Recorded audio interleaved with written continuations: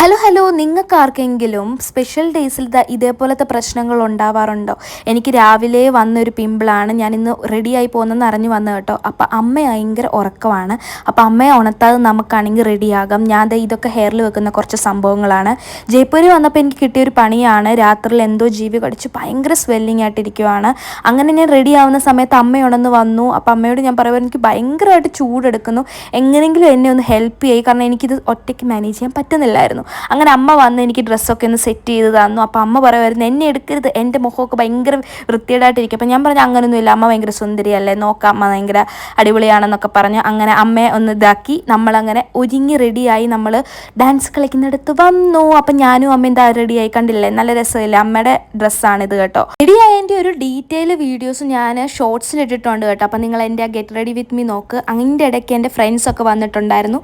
ഞങ്ങൾ അകത്ത് എൻട്രി ചെയ്തു.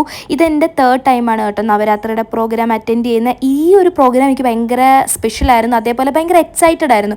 ബിക്കോസ് എനിക്കാണെങ്കിൽ ഈ ഒരു ഡ്രസ്സ് ഞാൻ കഴിഞ്ഞ 2 വട്ടം അത്രയും ഡ്രസ്സിങ് ഒന്നും ചെയ്തിട്ടില്ലായിരുന്നു.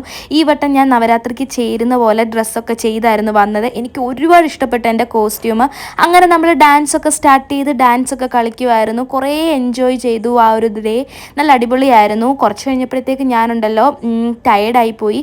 എൻ്റെ ഹെൽത്ത് ഒന്ന് ബാക്ക് ടു നോർമലായി വരുന്നതേ ഉള്ളായിരുന്നു. പക്ഷേ എന്നാലും ഞങ്ങളെല്ലാവരും താഴെ ഇരുന്നാണേലും കുറച്ചൊക്കെ ഡാൻസൊക്കെ ഇരുന്ന് കളിച്ചു. ഭയങ്കര എനർജി ആയിരുന്നു അവിടെ ഉള്ളവർക്കെല്ലാം.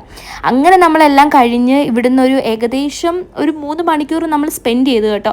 അതിൻ്റെ ഇടയ്ക്ക് ഞാനും അമ്മയും കൂടെ എല്ലാവരും ഡ്രസ്സിൻ്റെ കാര്യങ്ങളൊക്കെ പറഞ്ഞ് ഗോസിപ്പൊക്കെ അടിക്കുമായിരുന്നു. നല്ല അടിപൊളി ഡ്രസ്സൊക്കെ ചെയ്ത് ഒരുപാട് പേര് വന്നിട്ടുണ്ടായിരുന്നു കേട്ടോ. അങ്ങനെ നമ്മൾ ഇവിടുന്ന് ഇറങ്ങി ഏകദേശം ഒരു 3 മണിക്കൂറിൽ കൂടുതൽ നമ്മൾ സ്പെൻഡ് ചെയ്തിട്ടുണ്ട്. നമ്മൾ ഏകദേശം ഒരു 11:30 കഴിഞ്ഞപ്പോഴാണ് ഇവിടുന്ന് ഇറങ്ങിയത്. ഇനി നമ്മുടെ ലക്ഷ്യം എന്താണെന്ന് വെച്ച് കഴിഞ്ഞാൽ എന്തെങ്കിലും ഫുഡ് കഴിക്കണം.